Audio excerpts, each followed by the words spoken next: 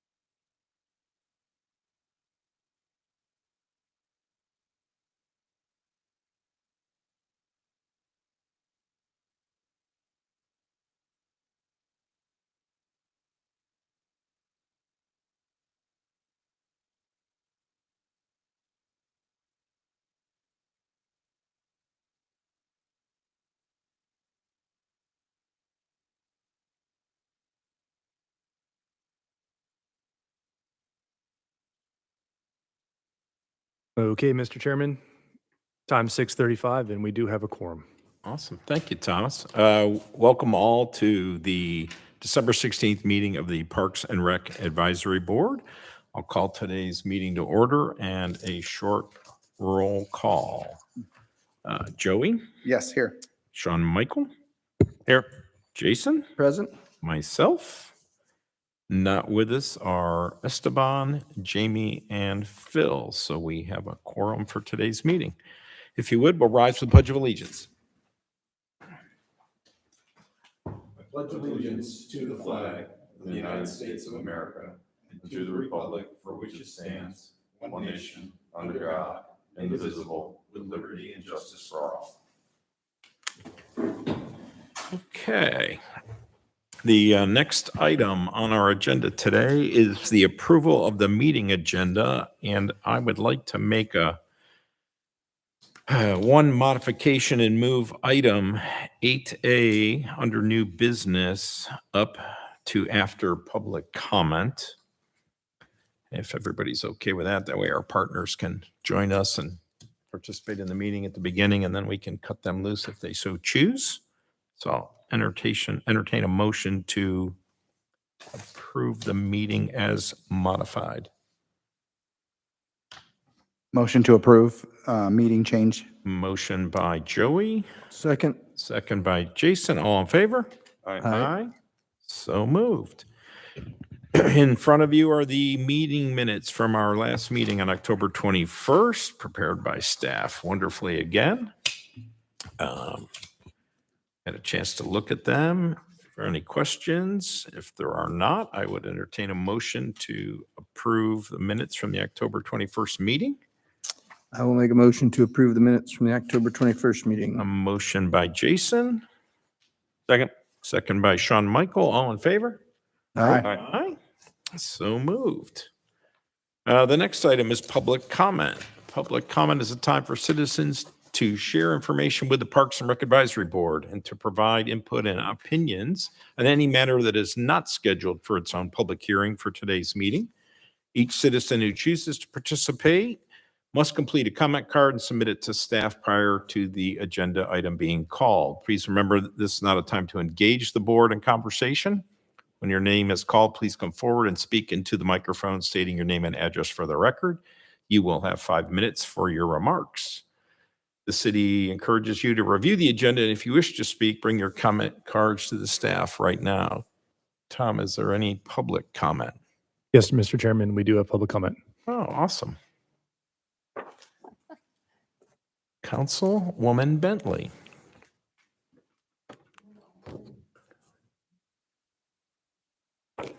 Greetings. Hey there. Hello. Laura Bentley, 2500 Bethany Church Road. I am here tonight to show my appreciation to this board as I come to the end of my term. I wanted to take a few minutes to let you know that as much as I love Milton, I know that you all are here because you love Milton. Month after month, you come, and even in the month of December when your wives would surely like you to be at home, you are here. There's a lot of passionate people in Milton, but there's very few that take that passion and engage and serve on our committees and do so with commitment. So I'm here just to, I don't have anything bad to say, so don't worry. I just wanted to thank you. As a council member, some of the brightest moments during my tenure have been related to this board. The Cox Road facility, we got beat up pretty good when we didn't have enough field space, and this board was very helpful in vetting that, making sure that it was the right purchase for our needs. Milton Country Club, we're just getting all kinds of praise on the Alta program there. So wonderful that y'all supported that. But finally, really, the MOU that you worked on, that was a big step for us. And I don't really know of any other boards that save us money. We all spend money. So really nice job. I mean, that was significant, and you cut us loose to start being sustainable and saving up to buy our own stuff. Hopefully we can share it and we can work that out, but that was significant. I really want to give a shout out to my appointee, Jason Alvarisi. I didn't really know Jason. I was told that he was very, much involved in the Parks and Rec program. So I remember our first interview. He's kind of an all business guy, which as the years have passed, I've really grown to appreciate. He's direct and honest, and he will tell you when there is an issue. And that hasn't happened very often, but when it did happen, I listened. So thank you, Jason, for your service and for always keeping me up to date and proactively calling me. I have a little award here. It's called the Workhorse Award, and it's an old rusty horseshoe. I heard you say that your daughter rode. It might not, your wife might make you keep it outside. It's important to me because it's off of a mare. Her name was My Alibi, and I loved her dearly. And there's only a few of these shoes, but she was a very hard worker, cheerful. She always made me look good. And for that, I wanted to tell you thank you, and really thank you all for serving Milton with your passion. And thanks for the opportunity to speak as well tonight. I know you have a meeting, so if I can drop this off on my way. Thank you very much. It's been an honor to serve, and I appreciate it. Thank you. Thanks, Laura. Yeah, thank you for coming. Appreciate it. Thank you. Awesome. Uh-huh. That's awesome. Thank you.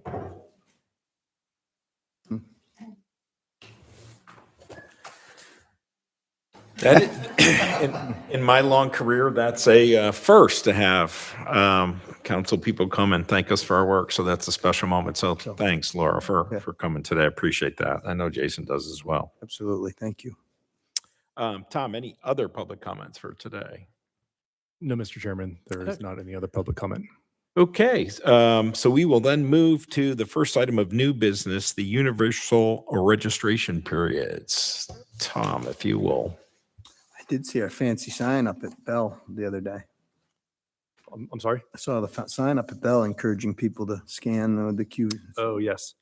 Give me just a moment. I am going to.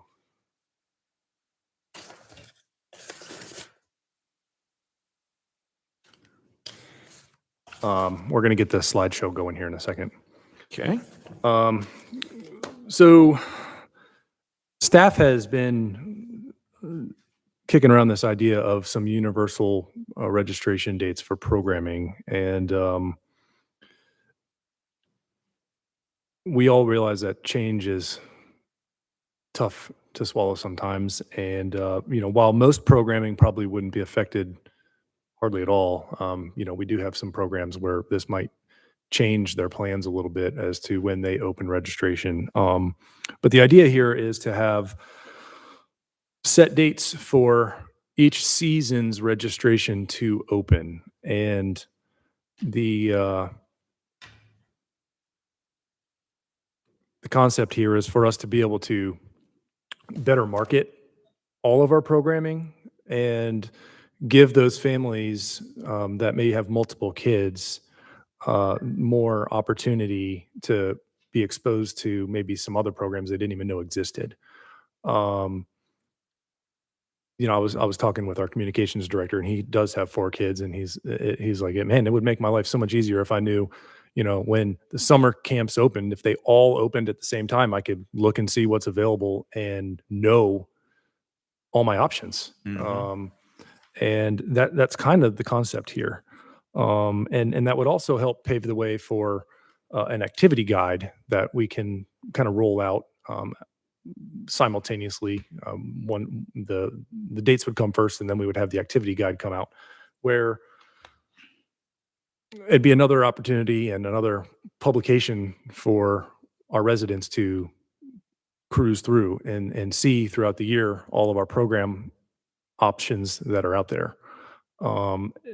This is intended to, like I said before, give all of our programs some more exposure. That's the idea here. The way it is now, I joke that it's the wild, wild west for all of our programming, where everyone just opens when they feel like it, and we get emails from the program. Hey, I'm opening registration today, and so we get with communications, and within 24 hours, we get something out there, but it's hodgepodge, and it's a little sporadic, and we're trying to get to a point where we're a little more cohesive and working together as one department with all these programs together.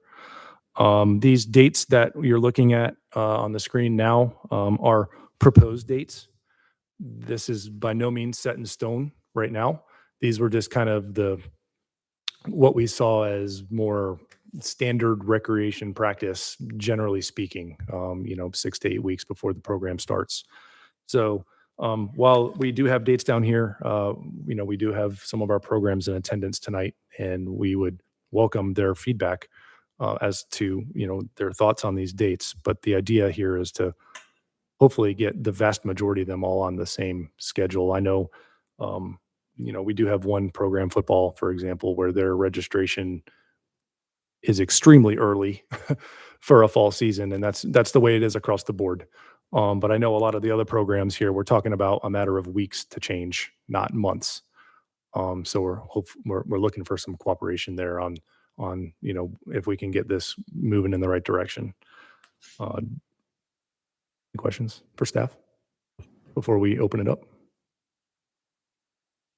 Taking it just a little bit further, if there's gonna be an activity guide, and I don't know if it would work with all the program providers and everything, but say you go on there and whatever month, say it's just beginning of January, and it lists everything. Is there a way to say, yeah, I want to register for that when it comes up, and sort of have like a pre-registration where it's like, yeah, I'm going to sign up for that. So just either you get the reminder at that time, like, because you're already in the system, just, yeah, I'm probably going to do this. I'll probably do this. Because I know I've missed a registration or two because I'm involved in one sport, totally not thinking about the next season. That season ends and I go, oh crap, registration was 2 weeks ago. So I don't know if there's a way to do that. But just out of, thinking. I don't believe our registration software has that ability. Okay. The activity guide will be a separate, almost like a PDF flippable document online is what I had in mind. But that doesn't mean we couldn't maybe have a link that brings up a calendar invite to, hey, remind you of when it opens. Yeah. That's a clever idea that I like. It's something we can look deeper into if we have that capability. Joey? No, I like that.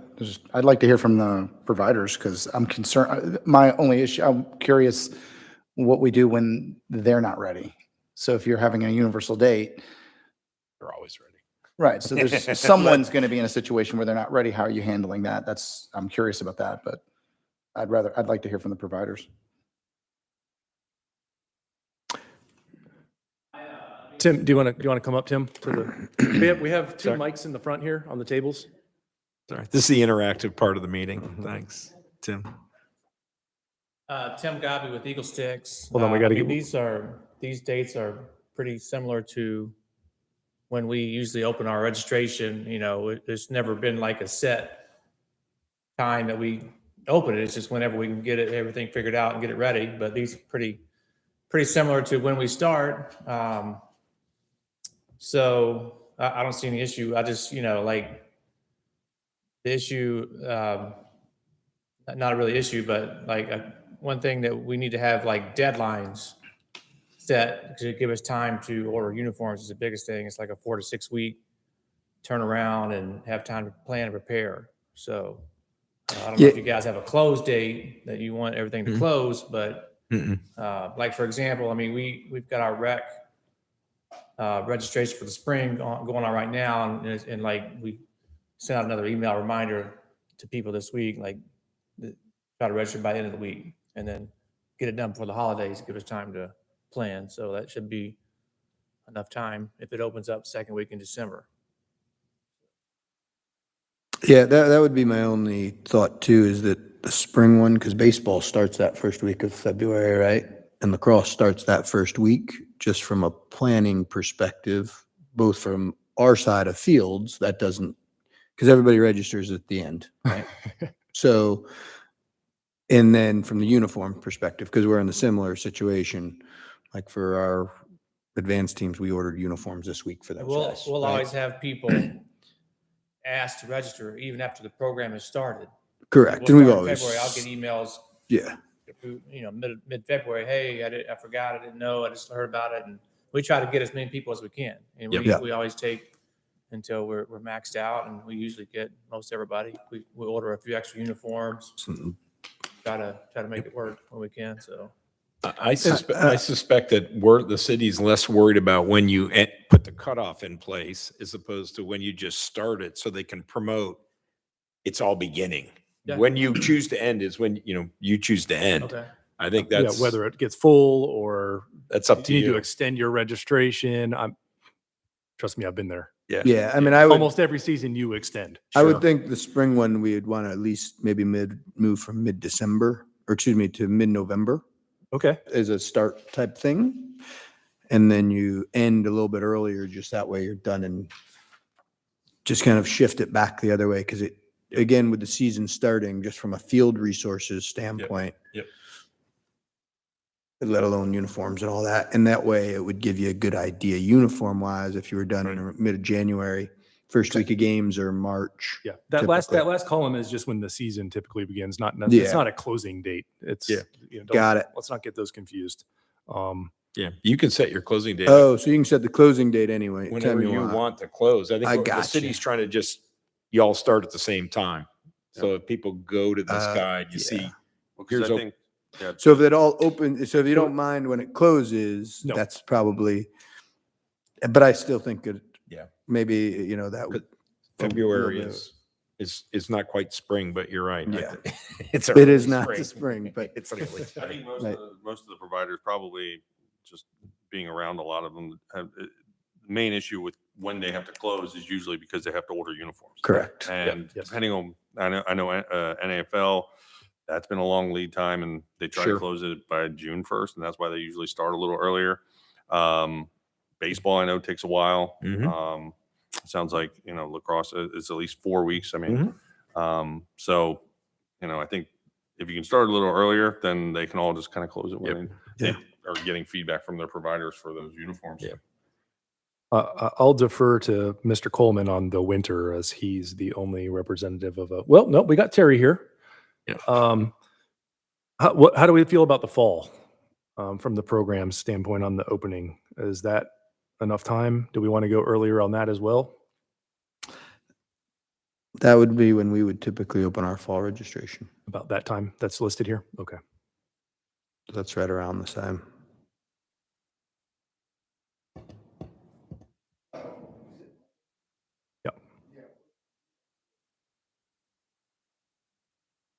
In August?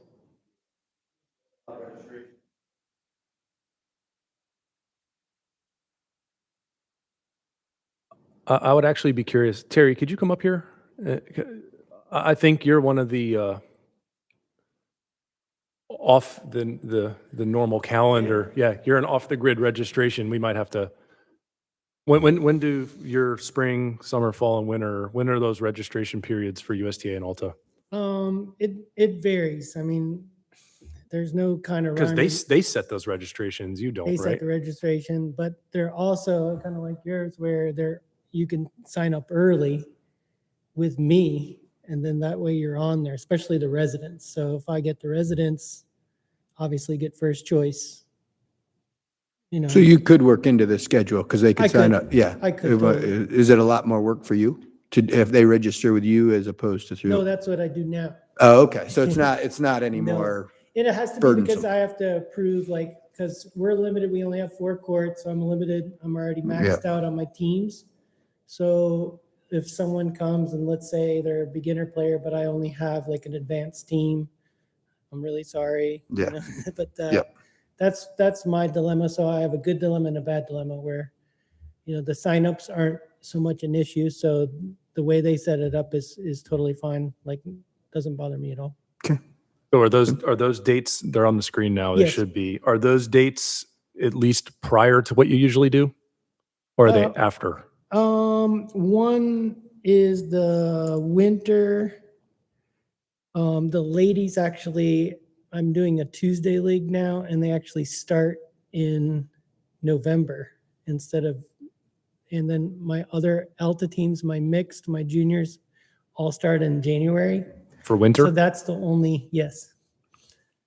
So that's a very early registration than taking it in September. Although it could open in September and you could just not get any No, registrations. it's totally, I think it's totally fine. Okay. So you could open it and just keep it open longer, right? Yes, Just so it wouldn't be an issue. exactly.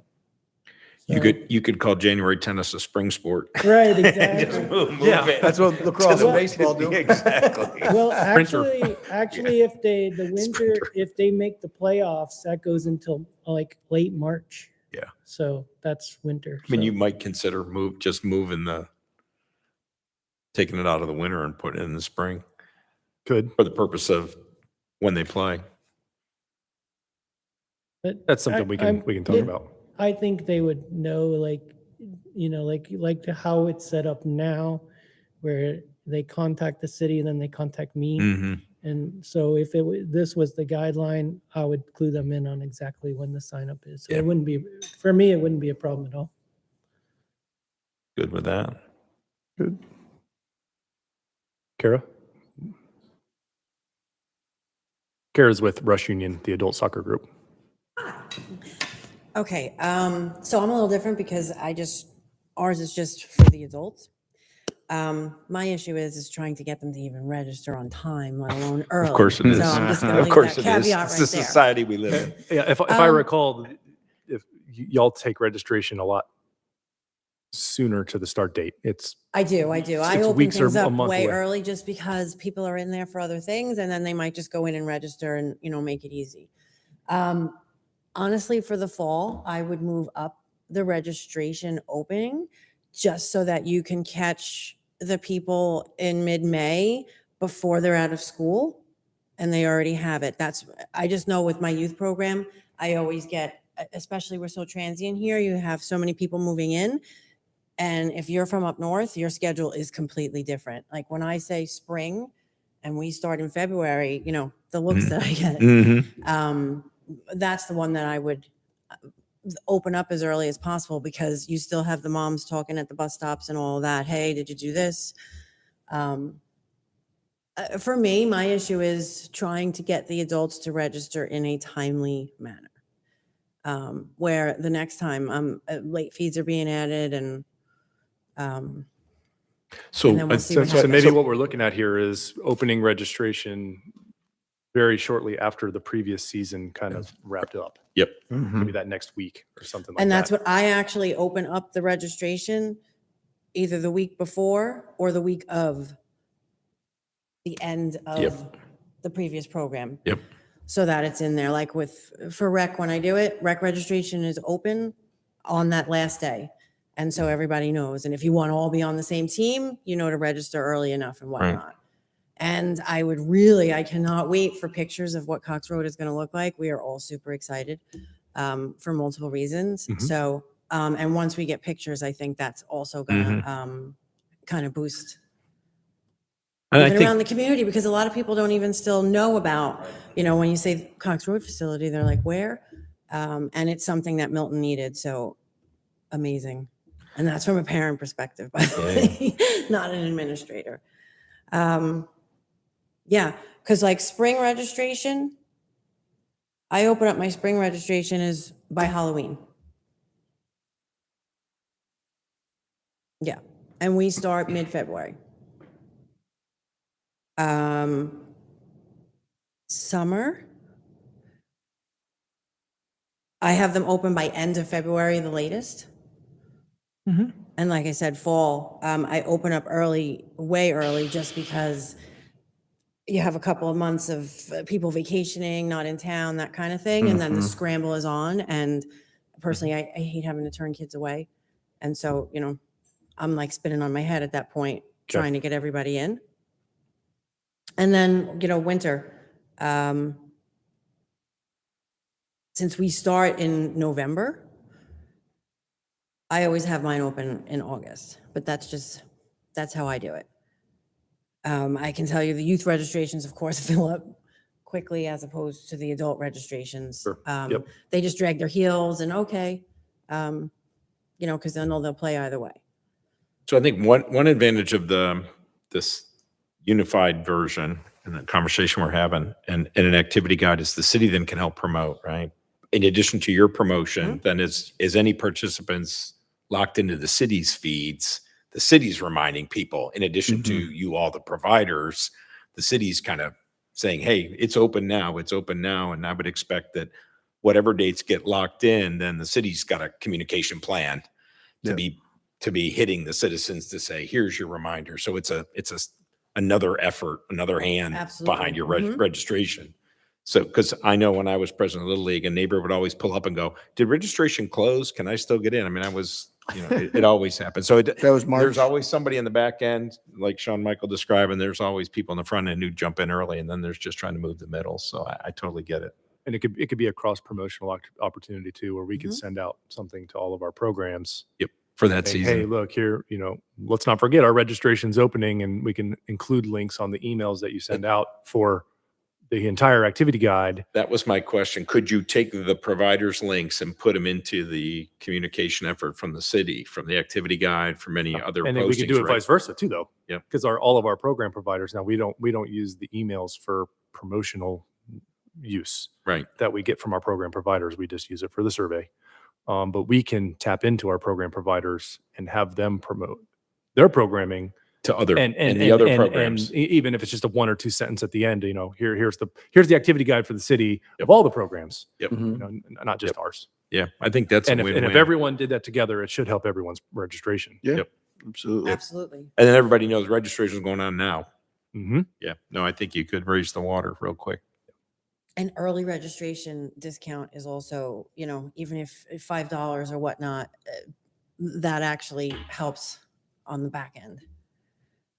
Yep. That's something I might try with the adults, just because, I mean, it's a challenge to try and juggle them. But we're not starting until, do we have like a kind of ETA on Cox Road? That'll be coming later in the meeting. Okay. Tomorrow? March, Done? probably. Okay, awesome. Yeah. No, because they're already asking me, trying to figure out dates and whatnot. So I kind of wanted to push it back even a little more. And then if we can start a little earlier, we start early, but at least so that I can open up registration and start getting them in and talking. It's still a moving target right now. We're actively working on it, but we ran into some issues with the surveying and the planning and design that we're working through, and we're almost through it now. But it delayed us a couple weeks, and every week at this point is very crucial. So a couple weeks But doesn't still, sound that doesn't sound that big a deal, but for me it is. So Tom, do we have any facility allocation issues if we're registering too early?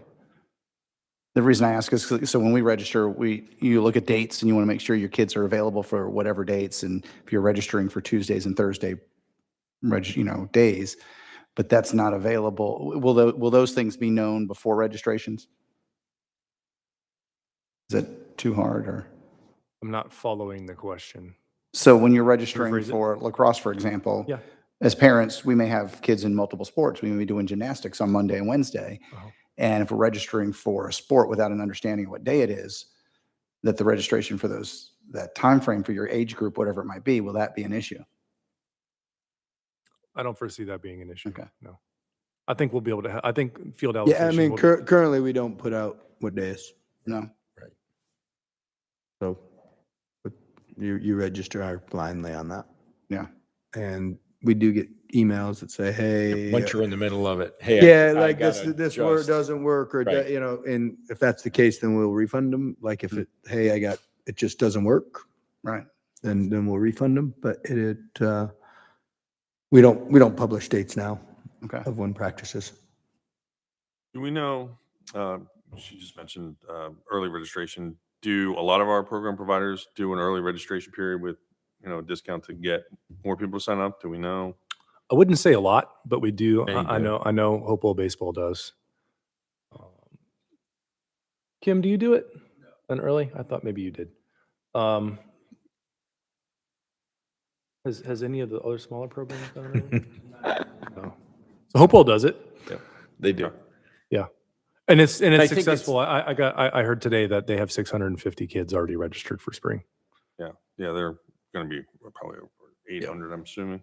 The only reason I asked was, do we move up, each period or move back or I guess up like a month so that the ones that want to do an early registration can, and then everybody else just opens up a That- little earlier? That seems to be the what the consensus is. Yeah. Generally speaking, is if we move them all up A little bit. November, March, between 2 and 3 weeks to kind of coincide with the end of the previous season. Mm-hmm. And I get that, the parents are still in Engaged. it. They're still engaged. Yeah. And then you pop them with an email. Let's not forget about next season. It's open. Strike. I while think they're it's a good inside. idea. Yeah. Maybe so I think we're all in agreement on the idea of unified. It sounds to me like you need to take this little matrix and make it a little more specific down to each provider in each season and kind of just get them to all say yes. But I mean, from my perspective, you probably just need us to say this is a good thing. Yeah. And then you can work out the details with your specific providers to lock in which date and which month for each of the 4 seasons. That's correct, Mr. Chairman. Yeah. So, do we have any online comment? There's anybody, we didn't hear from baseball. I don't know if. Yeah, Kim, sure. Fire away.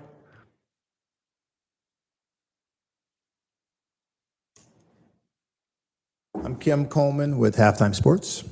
First of all, I want to thank Joey and Jason for always supporting our basketball programs.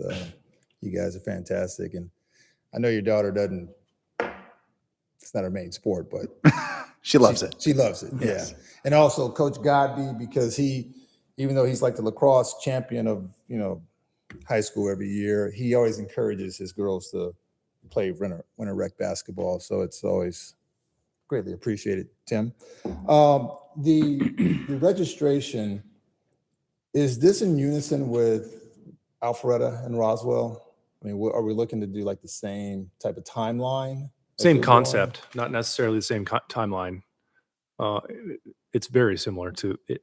From my Alpharetta days, I don't have it pulled up. But it's similar to what it was for me in Alpharetta when I was there and working there. But it sounds like we're going to potentially bump it even a little earlier than the Alpharetta dates. We're going to start earlier than Alfred? Okay. That's kind of what I was getting at. I mean, I'll see if I can pull it up. Okay. And maybe I missed this, but are we leaving it up to the program providers to set the deadline? So I think with you, it'd probably be when you close, right? Mhm. When you hit capacity is when you'll close, Yeah. right? Because you usually hit capacity on most of the time. Yeah. Okay. So Yeah, I don't expect, I think the opportunity, Kim, is to get everybody to leave the gate at the same time. Yep. And promote that they're available at the same time. So as a parent, you go, hey, look, I could sign up for this, and this in the spring, or this, and this in the summer. The program providers would control when they're going to close, how they're going to manage the end of that the back end is all on our view to do. Yeah. Okay. Yeah. I would think you'd want that. Yeah. Yeah. Yeah. Because it kind of goes back to what Coach Godby Yeah. said is the uniforms. Yep. That's the big challenge. Yep. You have to, Well, in team formation, right? And then uniforms. Yeah. You can only you can't be adjusting teams to the last minute. yeah. And like Tim, we order extra uniforms for each team, Sure. but there's always a chance that, this, and I'm a guy, so the sizes that I order are always wrong. So, and that becomes a challenge. Yep. You order extra uniforms, but then it's the sizing yeah. issue. Yep. Okay, that's all the questions I have about the scheduling. Can I bring up some other things? Were you asking about Alpharetta because you have Alpharetta working with some of your program? Well, yeah, Yeah. we're Alpharetta's registration was low this year, so we're doing interleague with them now, Joey. Yeah. We've for example, I think it's their 6th and 7th grade girls or 4th and 5th grade girls. They had 2 teams, so we brought them over into our program so that at least they'll have a full season. Right.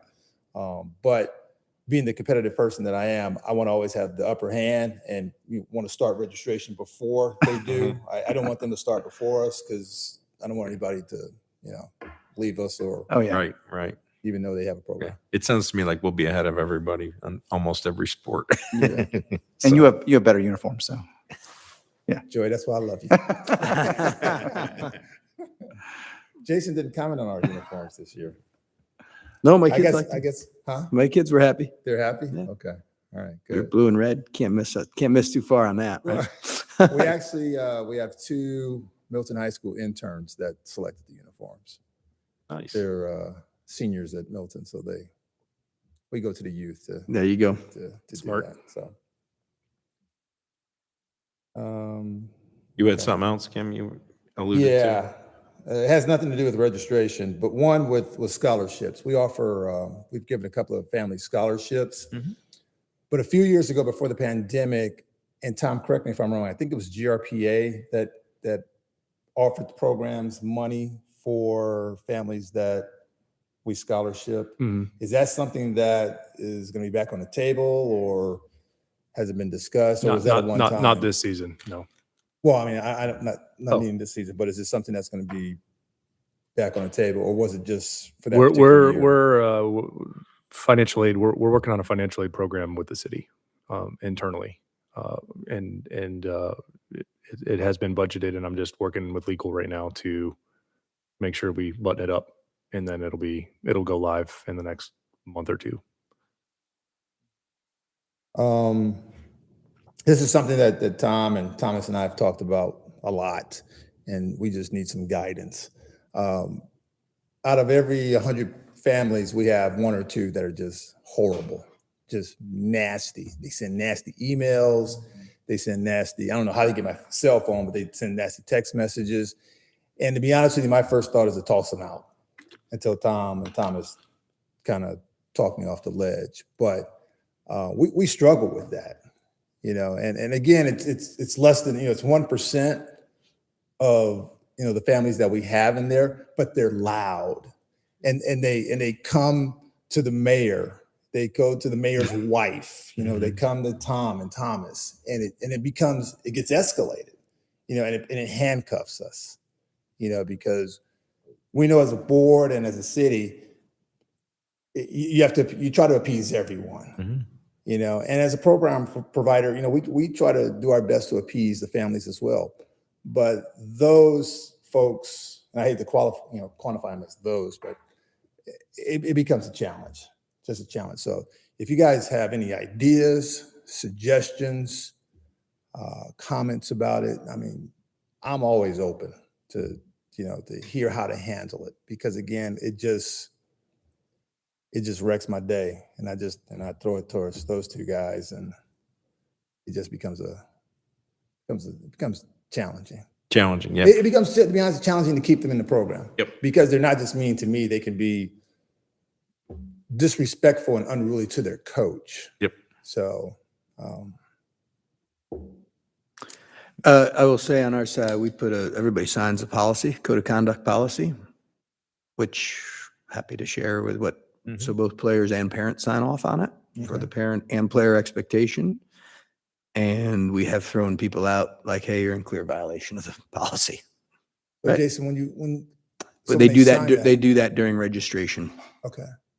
Right. So once they click pay, they've Y- y- already. So, and it's a little archaic. They have to print it out and upload it. Okay. Right. yeah. So Well, on the whatever code of conduct policies, and we did the same thing for the COVID policy, right? There's certain things you just check off. Yes, I've read this and understand it with the code of conduct. And then, we did it with COVID for that when we had it there, that you had to print it out and sign it and upload it. And it gives us the latitude to say, it's only happened once in my 5-6 years here in Milton, or with the lacrosse side of it, that we had to do it. But you mind sharing that with me? Yeah, I can send you that. an email? Yep. Okay. I think we had one in Hopewell even when I was there, some kind of Yeah, document to it kind of just- govern parent behavior in the program. And Yeah, football has a code of conduct that the parents have to sign. yep, So it basically gives you some legs to stand on. it gives you legs to stand like, up hey, and say, you- here's the issues. You take them into the meeting, I would assume. You'd give them their hearing and you'd say, talk through your issue, and then, hear them out and then identify what issues can or can't be resolved. And, Or, depending- against the violation of whatever the code is. that they're depending on the agreeing to. severity of But it, yeah. right? Like, hey, Warning, maybe. yeah, we'll Might talk get- through it. It's like, hey, you're in violation. You gotta. But there's some Gotta people that change. have were egregious in their violation of it, right? Texting me at midnight would be a problem. Yeah, like, Right. But yeah, Okay. there are documents out there, Kim. We can Yeah. certainly get you some of those from the other programs to give you guidance on that. Perfect. Yeah, that'd be I easy. appreciate it. And I feel bad for these guys, because I try to hit them off before the parent gets to them. So Yep. I forward the emails or whatever to them, just to give them a heads up that this is coming down the pipeline. Yeah, And I tell them, I don't want them in, but Yeah, you're the provider. You got to manage it. Only Welcome to the big seat. yes, yes.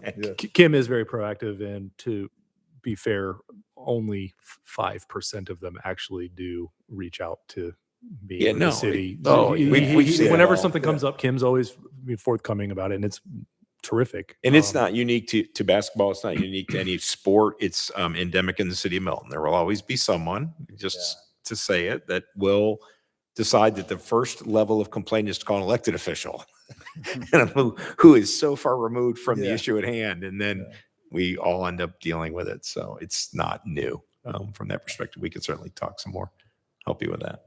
Also, we need a recreation center. Oh, yeah. Yeah, That's all I can thank say you. about that. Yeah, appreciate that. Now, on a positive, Everybody Kim- here, I think, agrees. on a positive, Kim's got something new this year, which I like because my parents live in Virginia, which is they film the games or live stream. Yeah. We have a live stream platform now. Oh, We nice. got a nasty email on that. So now all of our gyms, we've hired high schoolers to film the games. Mhm. So you can, if you have parents or grandparents or siblings that live out of state, or even we've had people sitting in the gym watching the games, but they can watch them on their tablet or their cell phone or Nice. computer. It's a pretty neat platform. Yeah. It's a lot of fun. Just to, I go in just to make sure my staff, is doing what they're supposed to be doing, but it is pretty neat to, Yep. That's to watch. awesome. So, yeah, thanks, Joe, Yeah. for bringing that up. That's Well, it's funny. My parents haven't said anything yet, but when they did it with one of the fellowship games, they were filming something. My mom calls and goes, "Which one is she?" Now that becomes she's the little dot going. Oh yeah. yeah. Crab Apple First Baptist Church, we film high. It's kind of an aerial view. All the other ones are, about 4 feet off the ground. Yeah. We're, again, it's really experimenting just to find out where's the best view so everybody can get a good look and find out which one their kid is. Yeah. That's awesome. It is it's nice value add for the Mhm. for the parents. It costs them nothing to do it or to watch the games. We had a complaint that the view was too high. Okay, all right. Thank you for sharing. I didn't say That's that. something that we can incorporate in a community center too. It's maybe some Built it in. built when we it get one. into- Yeah. It's a great value add. Yeah. I mean, it really is. The parents and all the games are archived. So for those serious coaches like Jason, he can I didn't scout. know that. I'm gonna start going and get some scouting He in. can scout. There's a subscription for the coaches. Yeah, he can scout. game tape. number 12. I'm putting you down today. Do a That's boxing awesome. one. But it's our first time doing it. We do it for our high level exposure events out at Lake Point. Sure. But now for rec, we just thought we'd bring it down to the rec level, and it's good and getting a lot of good positive feedback. Yeah. That's awesome. So It's great. Great. Thanks, Kim. thank you. Other comments on the topic of universal registration periods? If not, I guess I will entertain a motion to support this effort and to direct staff to I will make them. get a little more granularity around individual providers and timing by season. I'll make a motion for staff to continue down the path of unified registration periods and get to some firm dates there. Great. Motion by Jason. Second. Second by Sean Michael. All in favor? I Anybody opposed? Not here? Great.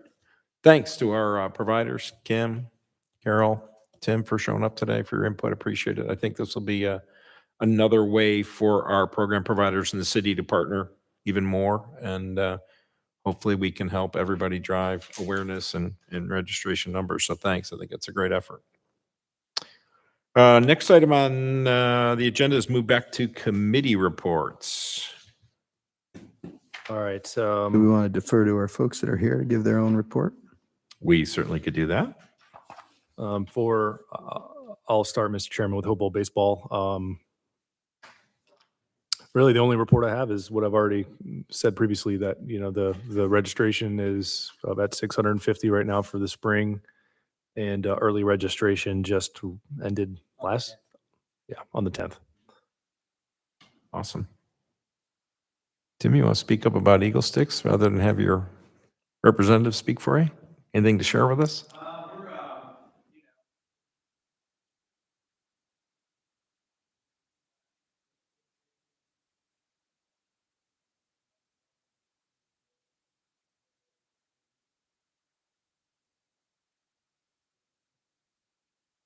Good to hear. Thank you. Terry, you want to talk about tennis while you're here?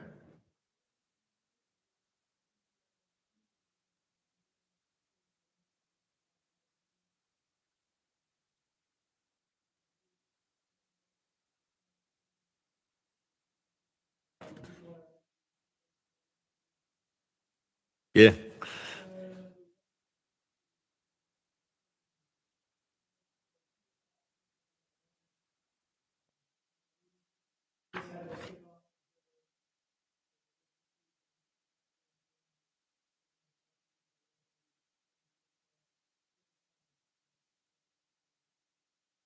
That's great. Thanks. Kim, anything else to share other than tell me I need a recreation center? Not just for basketball. Yeah, I know. Trust me. There's a lot of us beating that drum. I know it. Basketball is one fantastic.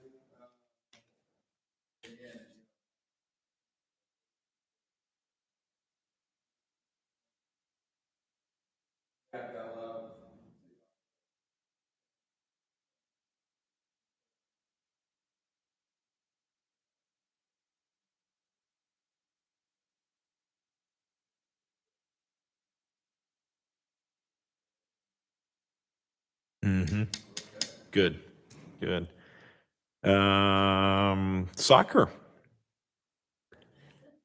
Actually, the program's going great. I mean, it's been, Mm-hmm. and right now we're kind of in a hiatus because word is spreading.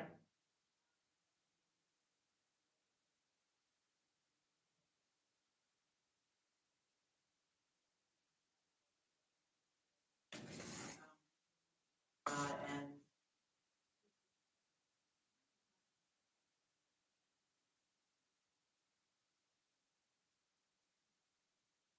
but the adults, and normally it's not the adults. That was like their biggest. Mm-hmm. Fantastic. That's great.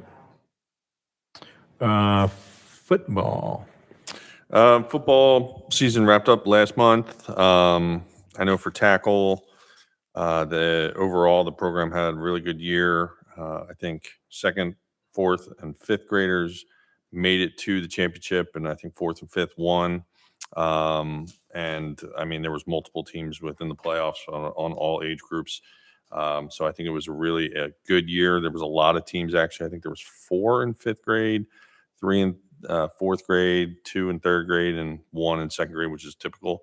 But good to see the numbers going up as they're getting older. And I think from a flag standpoint, they're always jam packed. So as Tom alluded to earlier, their registration, I think, usually opens up in the middle of March. So they're only a couple months out from that. But that was a good overall season. I think everybody enjoyed it. Awesome. Yeah, I don't know if you guys caught the post on Facebook, but there was like an interleague scrimmage at Mercedes-Benz with some of our kids. Oh, I saw Oh, the that. fifth grade, yeah. Mhm. Falcons game. Yep. Yeah, pretty awesome stuff. Great. Swim team. Out of season. Well, that's you, Mr. Chairman. Yeah, I am. No, there's Out of there's- season was his update. Yeah, no, there's no report on the Mustangs. Okay. Arts. Arts, Rhythm and Shoes Dance is our only active art program right now. They're in their third week, just finished up today. They'll be on a hiatus for the holidays until January, and we're taking them out of Bethwell and hopefully putting them over at the club. So they're very excited for that. We are taking registration currently for our GG Leagues esports competitive gaming. That registration has been open for a while and will continue to be open until January 10th, with the season starting January 24th. Everybody else is just kind of waiting for the new year and spring to come along to open up registration for their activities. Awesome. To my fellow Parks Board members, if you didn't notice, the Bethwell Community Center's turned into a fire station. Yes. That was going to be one of my other business Oh, items good. at We'll the come very back to end, that but- then. Yeah, thank you. So we're losing a building. Adult programming. Yes, adult, just like our arts, our Tai Chi and our Goga are waiting. Tai Chi will be offering classes to start up in January, and Goga's just waiting for some warmer weather to get back out there. So Awesome. he's right around the corner, along with several of our arts programs. Great. We're excited for 2022, and I think once this activity guide is off the ground, those guys that need the most help with registration is Gonna get it. we're hoping for that boost, and I think we're going to see it. So Yep. we're very excited. Yeah, I really think you're right that the other slower participation programs will benefit from seeing the awareness of all the big programs. I think you're right on that. Okay, next item 7 is unfinished business. We are back to the Wall of Fame criteria. Tom, you want to tell us what we're? Yeah, this has been, and you know, everyone in the audience, program fighters, you're welcome to stay. Happy to have The you. rest of our business isn't really program related, but you're welcome to stay. So on the Wall of Fame, we've kicked around this criteria for months now, and we've had discussions. I've had one-on-one discussions with some of you on how maybe some of these eligibility requirements and maybe parts of the voting process could maybe be cleaned up. And you know, this is still our first revision or our first draft of the Wall of Fame criteria that we're looking at here. And I'd prefer to start by opening it up to the board and kind of kick around some things that might warrant some change. I know I have some thoughts, but you know, I'd like to kick it around the board first, and just to give you some shed some light here. Jamie Tucker, she did submit some edits, and her redlined copy is in your packet. If that helps to see her thoughts on it.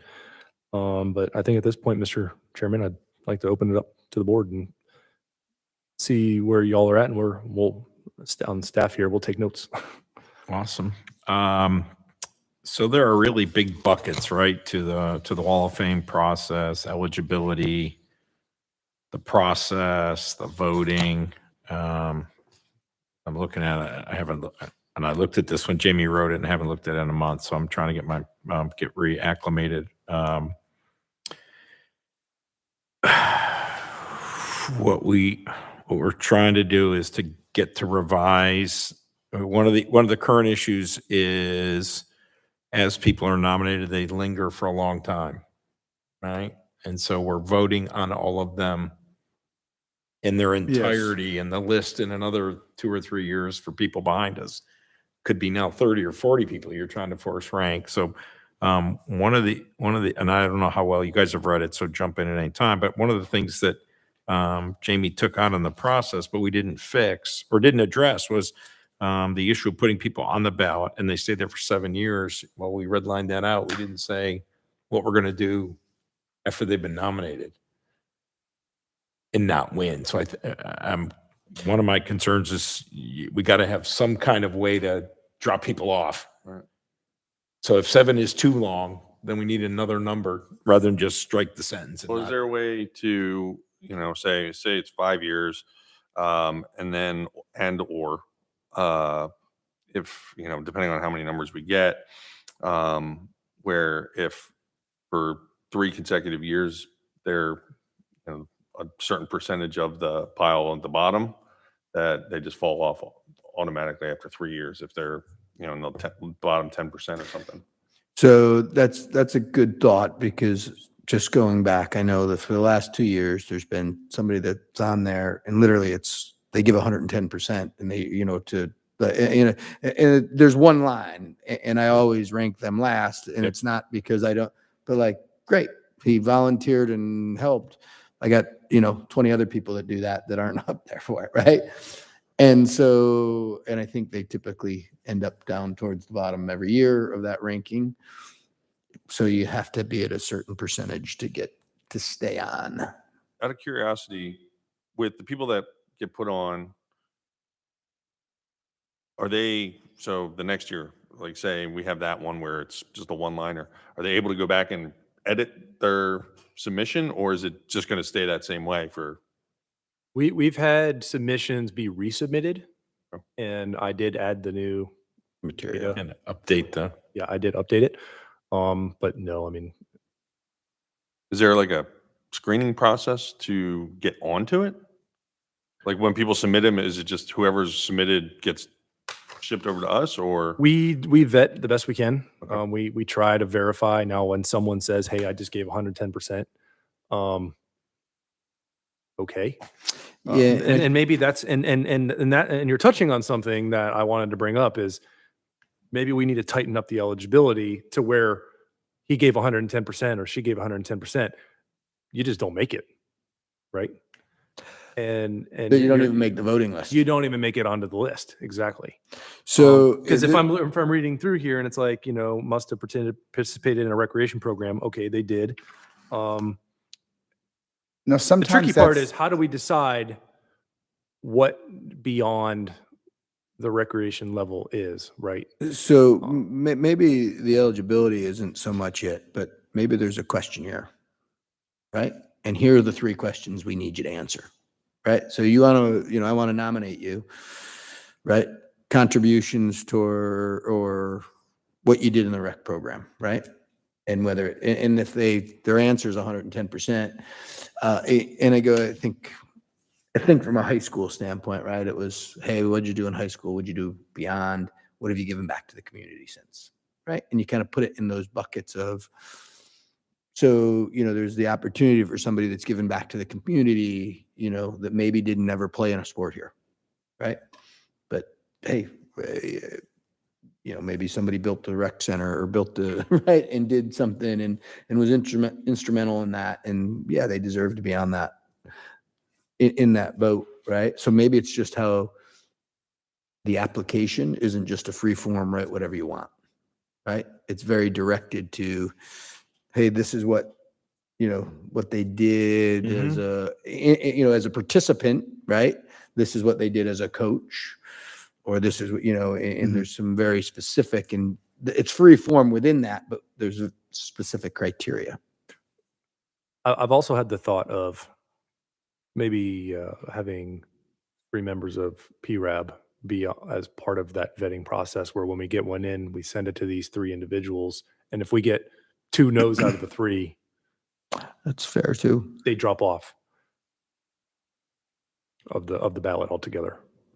The thought.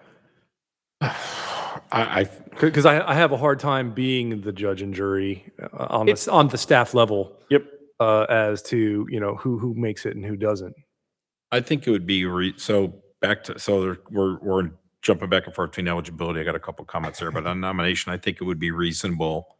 There's 2 things I just heard. One is it says accepted via a form, so the form needs to be tight on what they're submitting, and that goes into as tight as word maximums, right? Because we've seen applications that are pages of accomplishments and batting averages, and we need to kind of get that a little. So one issue is to tighten the form down. So saying a form I'm okay with. We just need staff to make sure that the form is tight. You guys could create the form and bring it to another meeting. That would be one item that we could do to review. Could we add people from PRAB to be part of the vetting committee? I think that's reasonable. We could vote every year before the nomination and say who amongst us going to be on the vetting committee. We could vote and send them. So that's good. As I look at eligibility, I think that helps with the process part. As I look at eligibilities, one of the things, and it's noting on Jamie, she coming new to the city. One of the big things I thought always was of the surrounding communities covered contributions before the city of Milton was created, because that's where we got deep into the woods on other parks. We actually named them by name. So I'm okay leaving the word other surrounding communities, because it implies not Alpharetta, not Roswell, but Alpharetta before it was Milton. Yeah. So the other communities kind of is a catch-all to say that it might have happened before 2012. That can be part of the vetting process too, when we go through and be like, well, that person was in Roswell and doesn't really Yeah. qualify. Yeah. And I mean, again, not that, there was somebody that was we were getting their youth accomplishments in Kentucky or Yeah. in another state, right? Obviously, that's not one where they're very accomplished, but because they had a lot of accomplishments outside and then they moved to the city of Milton doesn't qualify them for the Hall of Fame, right? Or the Wall of Fame. Yep. Is that they're very accomplished, just none of it happened in the city of Milton. Well, but I think I'm okay. I mean, I think I'm okay if you went on and you were a rec kid in the city of Milton or even an advanced sport kid and moved on to, college and you achieved something, then I want to recognize that Yes. that it started here. Correct. Right. So I I'm think okay. that's one category. These people, if you remember, I know. they moved to city of Milton as adults Yes. and had very accomplished youth careers Somewhere else. Correct. That should. And Yes. would be like if Matt Ryan moved to the city of Milton, we put him on the Hall of Fame because he lives here, right? Yeah. At this point. Also in the eligibility requirements, I think we've got the emphasis on not having a felony conviction too high on the list. That should probably move to the bottom. But we do have a lot. Jamie did include a line. I like it that says, as an athlete, achieve accomplishments beyond high school. But we mentioned that you don't have to be an athlete to get on a Wall of Fame. So we don't have a corresponding line for what a non-athlete eligible person would look like. Yep. Right. So maybe we need to add some sentence for non-athlete, because we covered in the purpose around community leaders, participants, people who've been a role model. I mean, that gets into a big bucket of folks. And we had some people recently received the award who weren't an athlete in the program. So we probably need an eligibility line to address non-athletes. We have one in attendance tonight. Yeah. I'm okay with the vetting process, the voting process. I'm okay with. We could go back through the voting. I guess it's a lot. My pullback for a second is it's a lot for us to sit down and say, here's the final document I'm voting on tonight. I don't think I'm there yet. No, we're not. And I didn't expect it to Okay, be there just today. Yeah, we got time. I think that staff's gonna have to draft something up Yeah, for your review. yeah. You want to put something in there with that, if you're in the bottom 10% for 3 years or something along that line? I think it could be bigger than 10%. I mean, because the numbers are big in the pool. I think if you don't get 30% of the votes, or I'd turn to you guys for Well, analysis. 3 of years what's- is definitely better. because 3 we is already- better than. We already 7. know how long that's going to take. Reading just the last two is driving me insane, but I don't know why someone needs to be on the ballot for. I'm gonna throw my personal. Yeah, opinion yeah. here. No, it's fair. 3 years total. right. I think If you don't make it in 3 years. Well, I think. Well, I think the it only does give reason you a little bit of perspective, right? So that's the whole idea is that, hey, I get in, Scott's nominated and it's a class that's great. He doesn't quite make it. Right. It gives you a couple years to say, well, maybe he's really accomplished. He just had a bad luck there, right? Right. And gives you some. Well, and it could go the other way. You could have a class that's nominees that are mediocre, and you might want to recognize somebody Yes. who's sitting in the pool. Yeah. Well, and that's the thing is that it could go the other way too. Yeah. You got to accommodate for that. Correct. That's Like, why hey, you want to be in the pool. Scott was great, but he didn't get in last year. And this year we got, me and Joey in there who are crap and would like be better to get Scott. That's where we can Sorry, come in Joey. with a group of people and identify possibly that. Yep. that I think group. that adds Yeah. to the vetting. So I think we're giving you a little bit of direction as we have this conversation. And then the only other thing I would add is somehow getting the idea, because I often have to call and say, wait, I can't see what they actually did so I don't know what sport they played in, That's part or of the even not even a question. sport, what they did, 110% at what. Well, I think that's part of the question, Right. right? Like that's part of that form that they fill Yep. out, Mhm. right? Sport activity or participation. Yeah, exactly. Like what are their accomplishments in what sport and maybe it's, very average accomplishments or, above average in 4 different sports, right? Like, and maybe that the variety of what they did is there. And that's And fine. maybe, and also some of them, maybe, I would hate to look at one and go, I don't know enough about this. We just ask the person to submit more information about their nominee.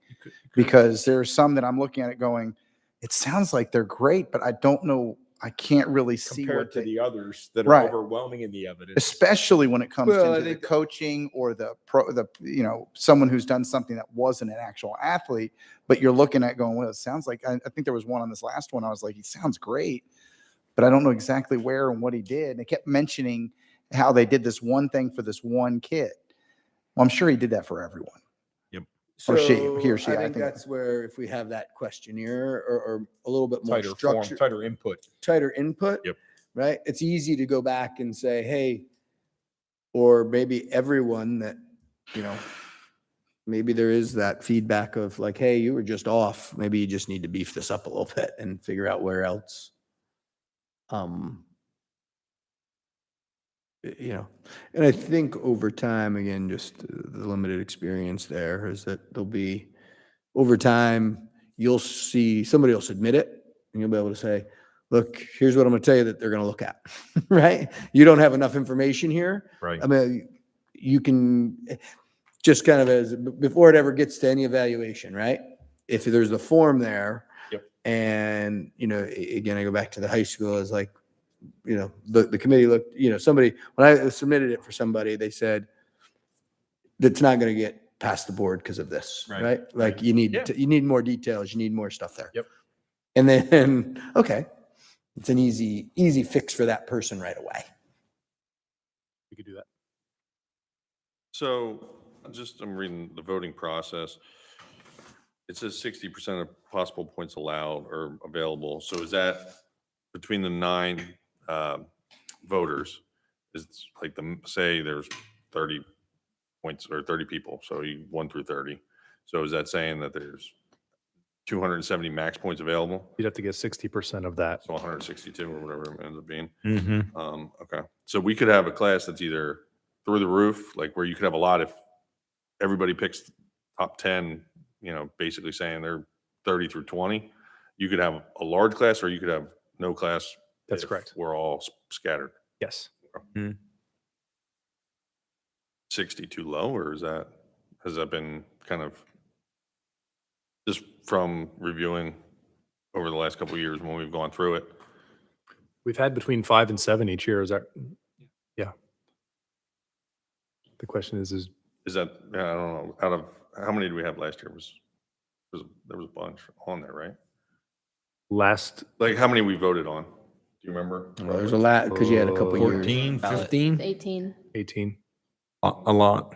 So that's what I'm saying. So that's How like many were new? a third of the people got up there. So that's what I'm saying is 60 too low, just from a percentage of the people that get nominated that get on.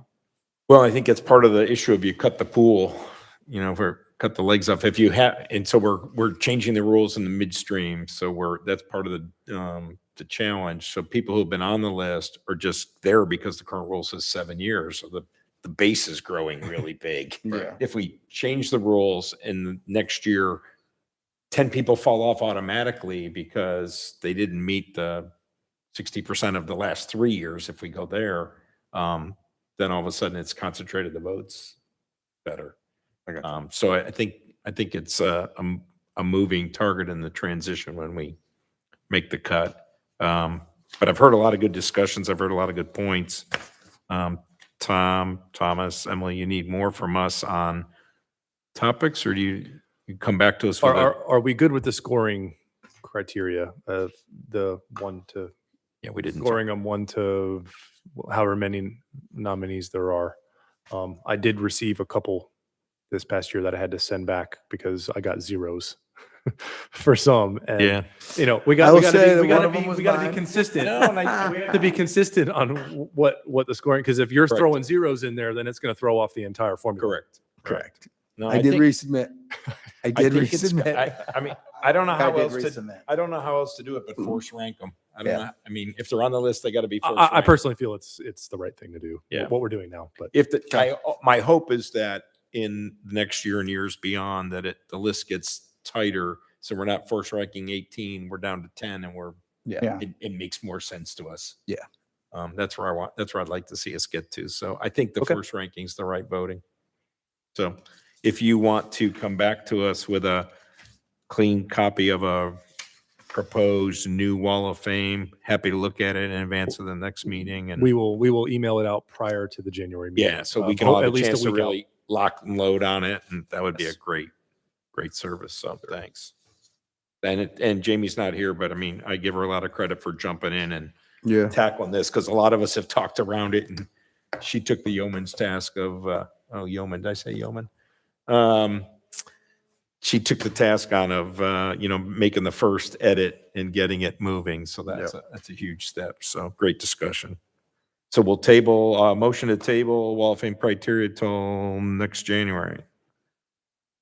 Make a motion to table the discussion on wall flame criteria until. Motion by Sean January meeting? Michael, I'll second. second by Jason. All in favor? I, Aye. Aye. Next item under new business 8B, the 2022 PRAB meeting schedule. Tom, I should say. Sorry. Yes. So here we are in December, and this is part of the December meeting every year. We look at the upcoming year's meeting schedule. Historically, we've always been the third Thursday of the month. We still have that time locked in. I suppose that doesn't have to stay. And the time has been 6:30 for a couple of years now. That can also change. In the past, we've done lunch time, noonish meetings, or we can change the evening time, earlier or later, or keep it the same.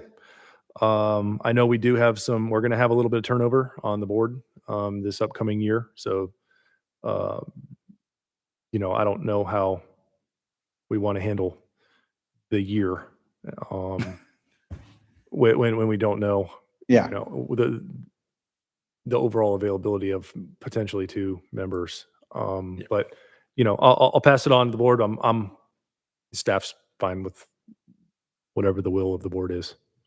I guess my question is, can we set just the January meeting and then by then we would have it and Yeah, table it to January? that Yeah. would be That's a good idea. That would be my idea, that we'd approve January, and then the next board, as they're comprised, can lock and load on what they're going to do. I'd love everybody here just to think about maybe a couple afternoon meetings in the fall.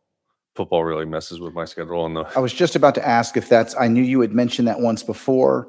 So yeah, that's interesting. Okay.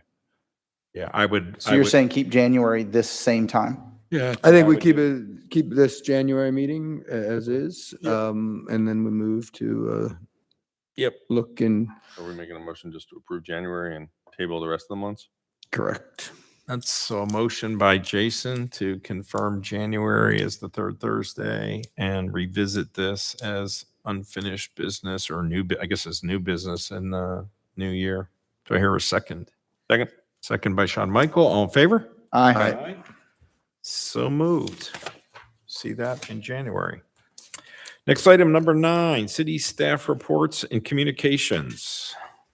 Tom. Okay, Providence Park. The trail is complete. The park is open.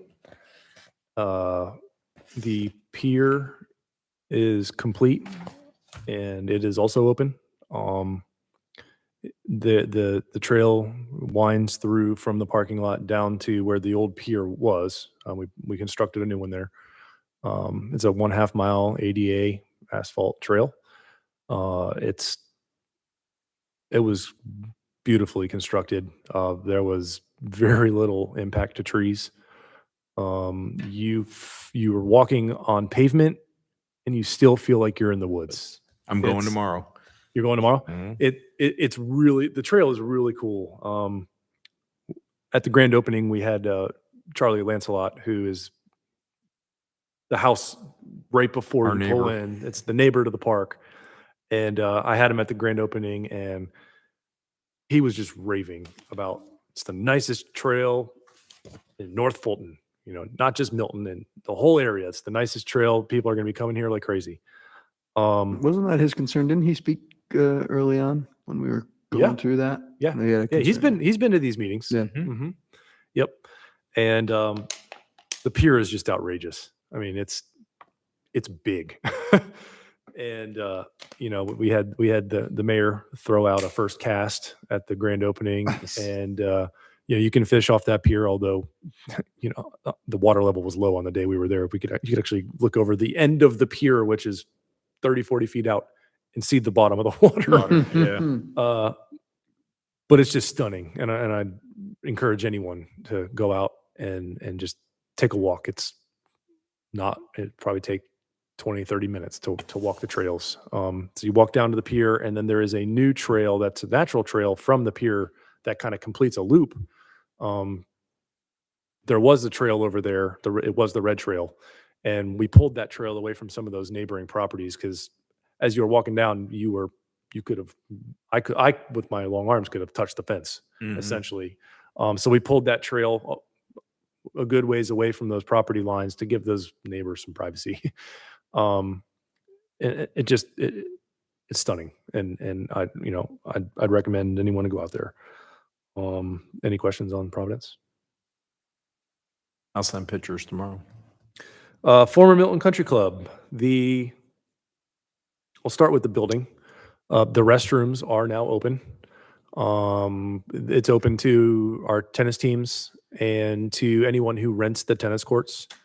Any old person just driving by can't get into the restrooms right now because the rest of the building's not done. So it's not really open to the public, but the restrooms are. They've passed inspection, so we were able to open them to get the trailer out. That trailer was there for far too long. So the restrooms are great. We've got a camera kind of keeping an eye on the restrooms there from inside the doorway. So if anyone does get a hold of the code and decide to do something they shouldn't, we'll hopefully have someone on camera. Obviously not inside the restrooms, but coming into them. I'm not real comfortable with a completion date yet. I know they're getting close. I mean, the floors are in. There's only one more coat of paint that needs done. A lot of the molding's already in. All the cabinets are all in. The Wi-Fi and internet's already up and running. It's just more, punch list items cleaning up, and doors and windows are really what's holding up is the supply chain from the manufacturer to get to us. So I was told by the contractors that if everything was here, we'd be done in 2 or 3 weeks. So we're close. There's just some more work that needs done. On the trail, it should be done in the middle of January, weather permitting. Maybe push it to the end, assuming there's going to be rain. One rain day backs up the project multiple days. But it's coming along real nice. The last time I was out there, I was able to get the golf cart all the way down, our little golf cart from Bill Park. It's going to be a popular park. That parking lot's going to have a lot of cars in it once everything's completed, especially in the summer. How did they fix the area where the creek had cut through the course and it was just falling in? A new bridge. Did they? Yeah. I mean, it was bad. On the other side, Yeah. on the other side of where the club is, yeah. They put a big culvert in. Yeah. And redid it. So you mentioned parking, Tom. So jumping fast forward, right? So it's popular park. It's well attended. What happens to parking when the parking lot gets full? What are we going to? I don't see the parking lot filling up. I don't think there's going to be that much programming and just general. On a tennis day, maybe? Alta? Just swim team is really what I'm Swim concerned team's the about. one. Yeah, gosh. Alta doesn't really Yes, swim team. do I too think much. very- It's the swim team and the swim team with potentially the building being open. I can guarantee you right now we're not going to put programs in there on the same day those days, it's a meet. as a swim meet. Yeah. But and then Terry is the schedule's out of his control. It's Alta that schedules the matches. So if they end up being on the same day, he can't say I have to have an away. It is what it is. Yeah. And that's happened. But I don't foresee the parking lot filling up with just general programming outside of swim team. A decent sized parking lot. It's not Mhm. It is. super Yeah. small. Yeah, it is. Last up is Cox Road. I touched on it earlier tonight. We did run into a little bit of a delay in getting. The initial delay was just getting the survey back. The original designs that I showed to the Parks and Rec Board and Council were conceptual and tentative based upon a survey, so they could really scope out every single tree and what needs to come out and the grading and all those things. So the survey has been come back, and we have gone out there and actually was it yesterday we went out and met them and talked about the trees that would be affected with the city arborist. And I was told that this week I'd get some preliminary plans to look at, and I think once we get the plans approved and I'll push it through ComDev, for permitting, we should get moving quick. Because I know that they've already, on their end, they're ready to go on the construction once the design's done. So I expect a little delay. I don't think it's going to be end of February like I had originally hoped. But I'm staying on it. Twice a week emails. Hey, where are we at? What's going on? That's all I have for staff reports. The only other thing I had well, I will let you Go right ahead. Okay. Bethel Community Center, starting tomorrow, as a matter of fact, is turning into a fire station. So that'll be You may the or third may one? not know, but Fire Station 42 was a very old building, and Milton County building. yes, and it was demolished, and the intent was to quickly put a new building up, and there were some issues. And so we're looking at, at least another year and a half before another fire station's there and finished, right? Mm-hmm. So I was approached by the fire chief, like, hey, what can you do to help me out here? They need to be able to serve that side of the town where 42 was, and Bethwell Community Center is only mile and a half from that old location. And it just happened to coincide with the time that the club was going to be ready to go. And we also had this winter break with our programming at Bethwell. So it turned out to work out just fine. And with the club being over 3 times larger than Bethwell Community Center, it wasn't a huge hit to programming, maybe a little bit to rentals.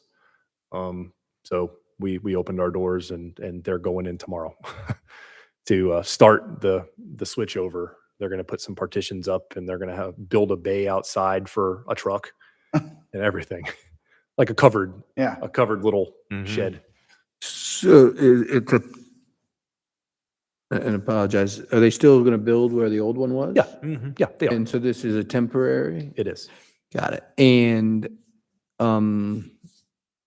is there anything that they're putting up that is going to be reusable? Benefit, right? Like, as opposed to At Bethwell. at Bethwell, right? Like, is there any? They're going to put up temporary like partitions so they can put some beds in Bunks. there. Yeah. And expand they'll the put kitchen. they'll get like a table, and they'll probably do a little bit beefing up in the kitchen potentially. Mm-hmm. I really don't expect any huge huge. It's just more of a, is there any benefit we can get out of it? So when they leave in 2 Well, years. that bay could become an outdoor, depending on what. It's type of gonna building it is.